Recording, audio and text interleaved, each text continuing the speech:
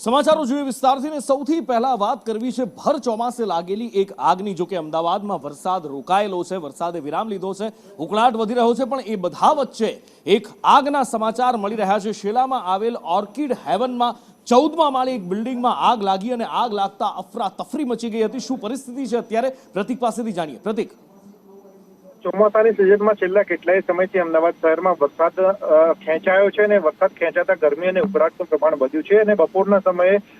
જ્યારે orchid heaven નામની building છેલ્લા વિસ્તારમાં આવેલી છે ત્યાં આગળ ઉકળાટ અને ગરમીથી બચવા જ્યારે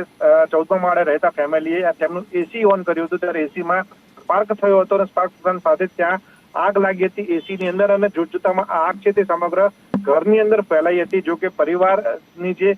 સમય સૂચકતા હતી તેના કારણે પરિવાર તુરંત જ ઘરની બહાર નીકળી ગયો હતો અને તેમણે તેમના સિક્યુરિટી ઇન્ચાર્જને જાણ કરી હતી અને સિક્યુરિટી ઇન્ચાર્જને જાણ થતા તેણે બહાદુરી બતાવીને તેના ત્યાં નીચે જે બે ફાયર એક્સટિંગ્વિશર પડ્યા હતા તે એક્સટિંગ્વિશર લઈને સીધો 14મા માળે પહોંચ્યો હતો અને તેણે આગ ઓલવવાની કામગીરી હાથ ધરી હતી। ફાયર એક્સટિંગ્વિશરથી પ્રાથમિક આગ બુઝાવવાનો પ્રયાસ કર્યો પરંતુ આગ ત્યાંથી ન બુઝાતા તેના દ્વારા